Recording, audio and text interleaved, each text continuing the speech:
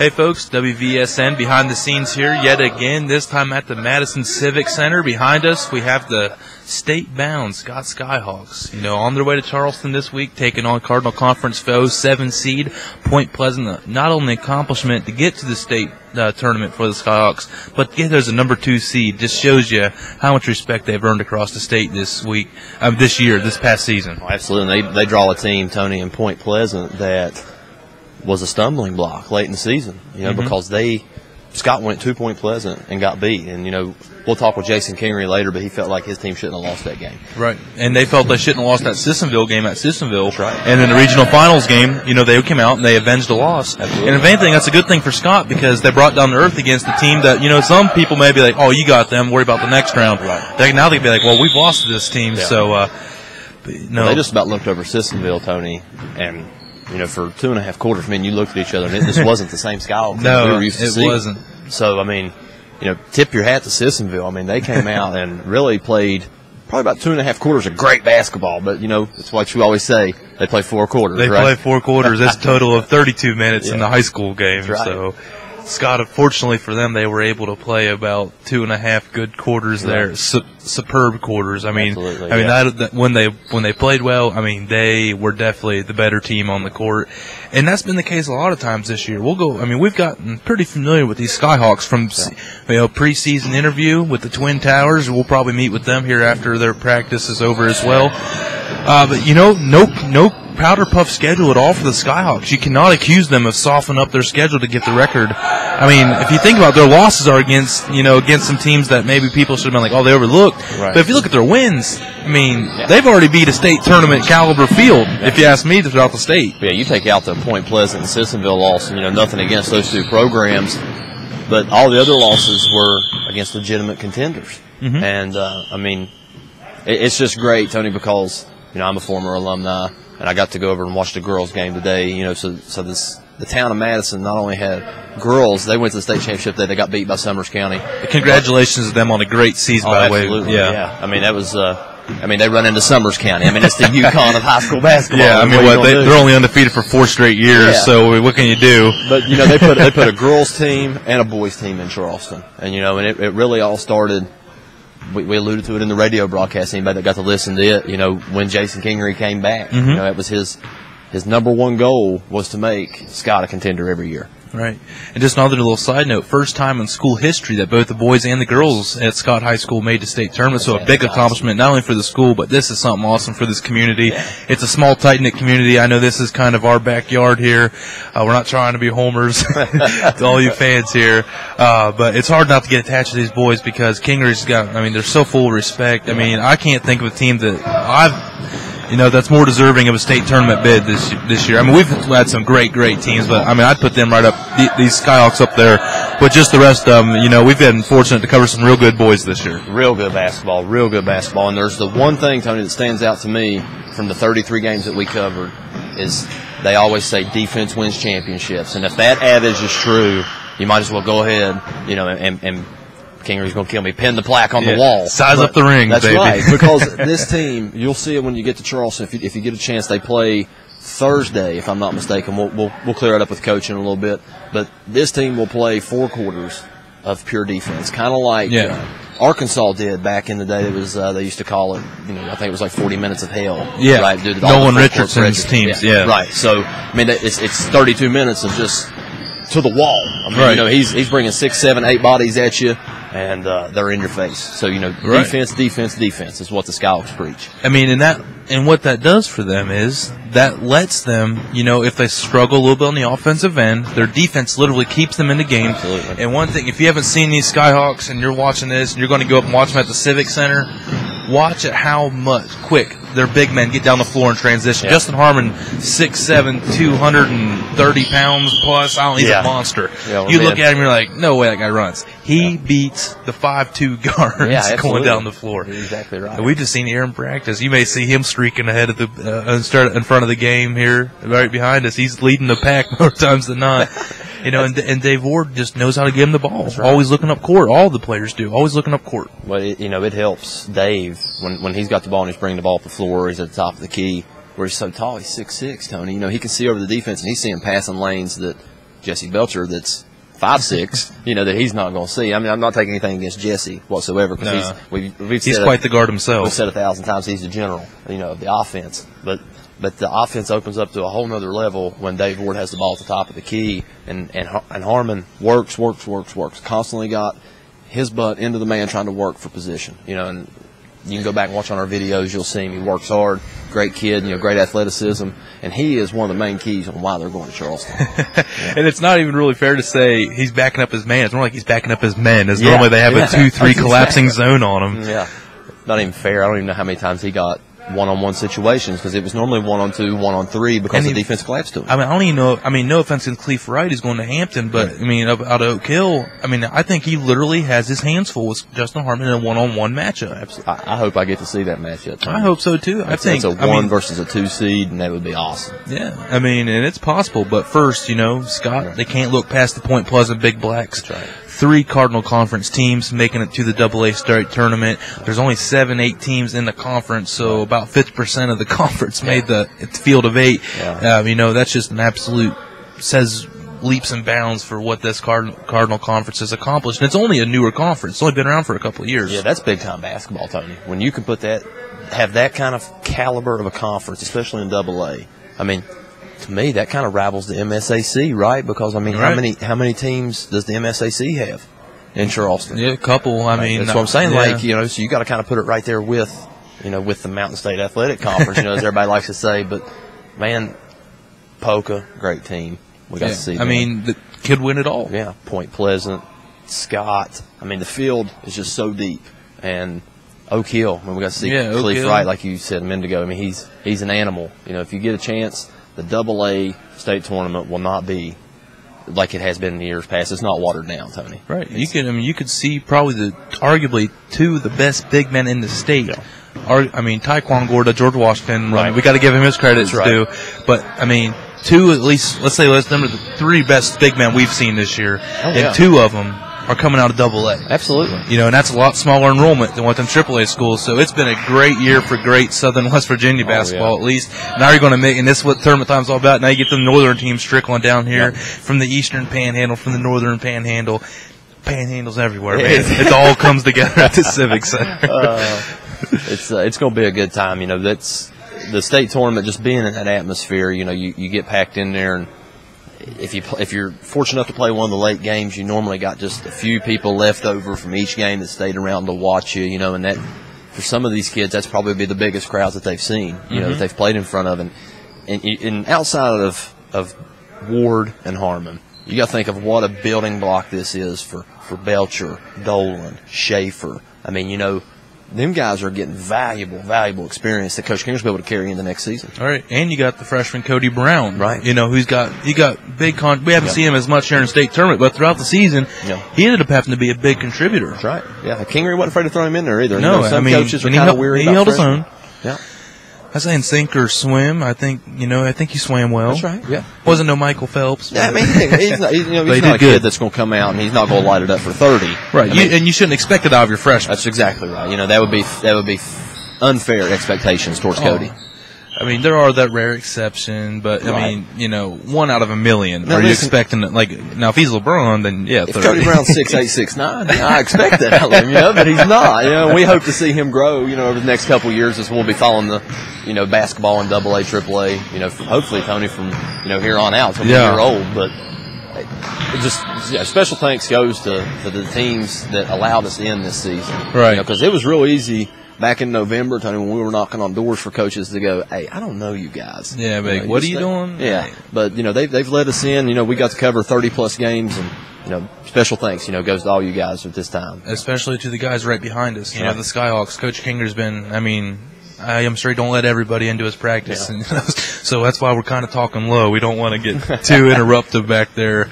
We got to let him do his thing of shaping his boys' minds and getting them ready for Charleston on Thursday. I don't want him coming unglued on us over here. He'd be kicking the camera and everything else. It'd be pretty bad. I like our camera too. Yeah, I know, man. It's a pretty good one. We can't afford to lose it.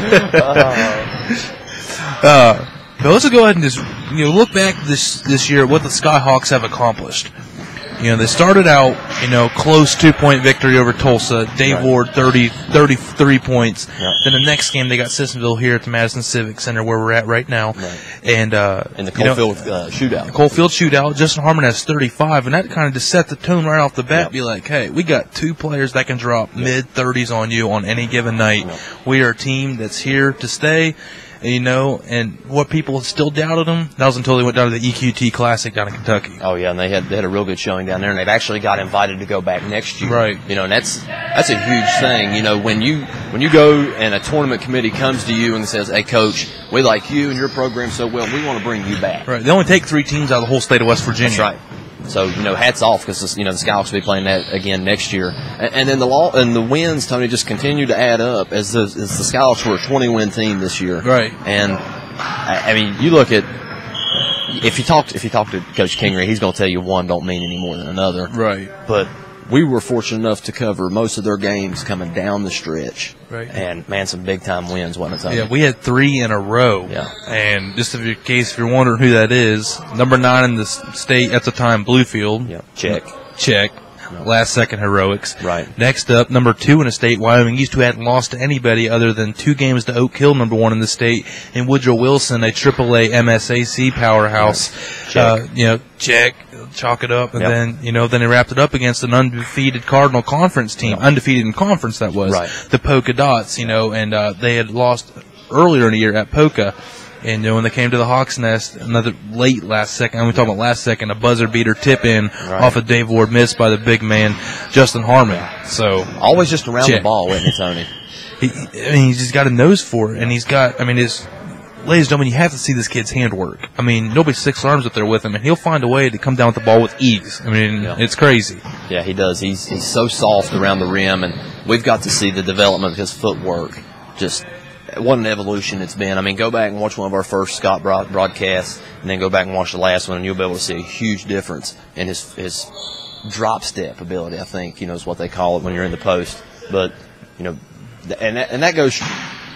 Credit goes to Harmon, and credit goes to the coaching staff. Because they took him under his wing and said, look, you can be an average AA player with your size, but we're going to try to make you a great player. Right. And they've had him on the right track, Tony, since December. No, absolutely. And, I know we keep talking about Justin Harmon, but there is the other twin tower here, too. Yeah. Dave Ward, he's inside, outside, slasher, passer, 9. He's had 2 triple-doubles, not with 10 assists, 10 blocks. Yeah.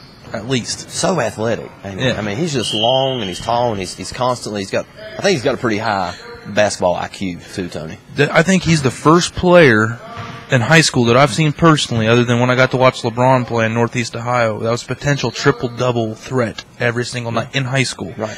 In college, it's one thing because you got 40 minutes. Right. In the NBA, it's even worse than that because you have 46 minutes or whatever that is. In high school, you only got 36 minutes. Right.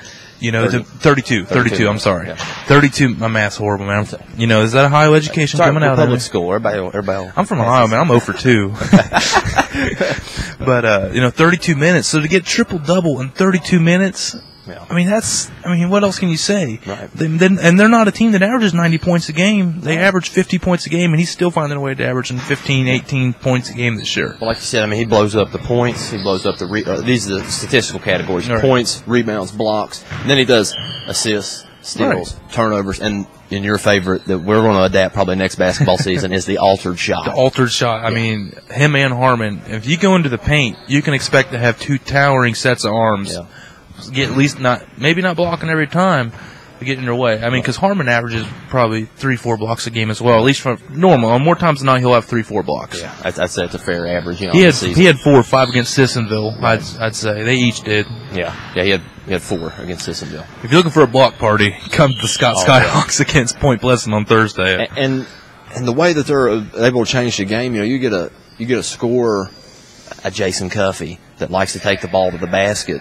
Now, listen, when he leaves his feet, I don't care how athletic you are, you only got so long to let go of the ball. Mm-hmm. Okay? Now, if they can hold their hand in your face for just that extra second, due to their height, that's going to change your complete shot.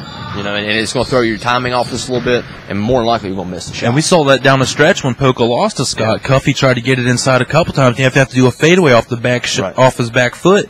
And, anybody knows a lot about basketball, that's not a high percentage shot. That's not what your fadeaway is. The last shot you want your players taking. That's exactly. And that was from where he got tired of going in and getting the shots blocked and altered. So he thought he'd lean back and shoot over the arms.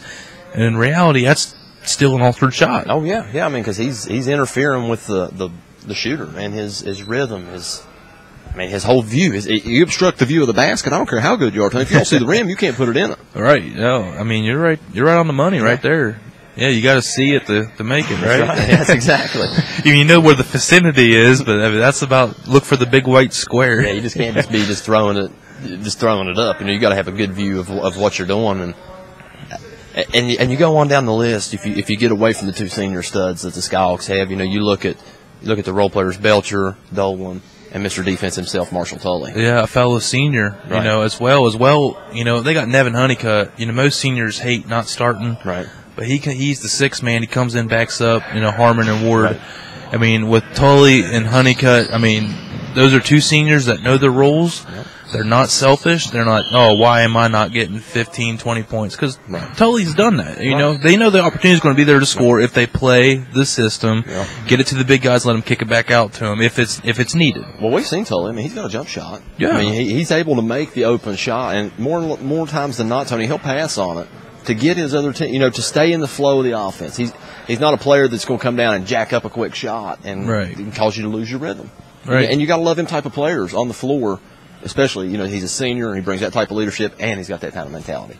Right, and Scott, they always run the offensive set. Very seldom will you see him come down and take a shot within 3 passes. Right. Like the old Hoosiers movie. If you didn't pass the ball 3 times, you were out. Hoosiers reference, I like that. We haven't done that all year. Yeah, I watched it the other night. That's amazing. It was Netflix.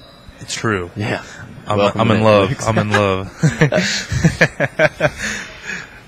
We don't get much free time outside of the. So we just talk to each other like this is how we talk in normal. So. We don't get time throughout the day. We have day jobs. So. That's right. But congratulations again to the Scott Skyhawks. An absolute unbelievable season. They had high expectations. I know the community had high expectations. They, and more importantly, to themselves had high expectations. Right. And I'll tell you right now, and I'm sure Kingery and the boys, if it comes up to it and it comes on it and it comes in their mind, Point Pleasant, that's not the goal. No. Quarterfinals is not the goal. No. Winning a game in states is not the goal. No. Making a state championship is not the goal. No. Their goal is to get this. Yeah. They're getting that ring. Yeah. That's what they want. Yeah, they want that parade back from Charleston with the Boone County Sheriffs. They want that. And we're a town that's been kind of title deprived, Tony. I mean, there's not. It's why it's called such big excitement. Right. Now if we were a perennial powerhouse every year, probably wouldn't be this much excited about it, because you're expected to do right. it. But Kingery's trying to get everybody out of this mentality that it's a fairy tale and it's just going to happen now and then. He's wanting to make it happen every year. Yeah, and a lot of people don't know. Second time in 4 years, Scott's going to be in a state tournament. Right. And I'll tell you what, if they buy into that defensive philosophy, we alluded to earlier, I don't see any reason why they couldn't go to Charleston more and more and more.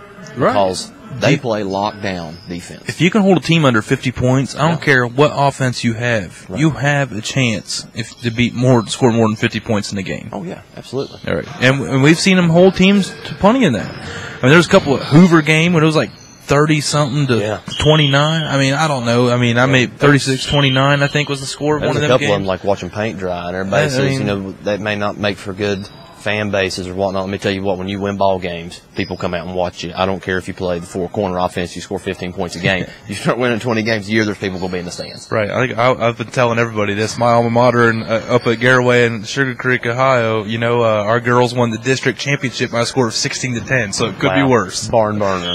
26 total points. Wow. That's not the first quarter score. Wow. That was the final. And that was to go to the Sweet 16, so for all you're like, 40 points is boring, it could be worse.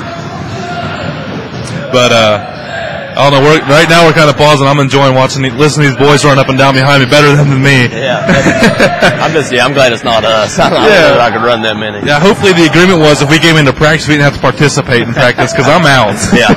If he starts making me run bleachers, Tony, we're going to tear down the equipment. We're out. This is over. We're wrapping it up right now. But again, Tony Lane here with John Foster, wvsportsnet.com. We're going to take a quick break, and we'll be right back with more state tournament preview coverage for the state qualifying number 2 seed in AA bracket, the Scott Skyhawks, coming out of Madison, West Virginia in Boone County on wvsportsnet.com. Your sports voice of the Valley.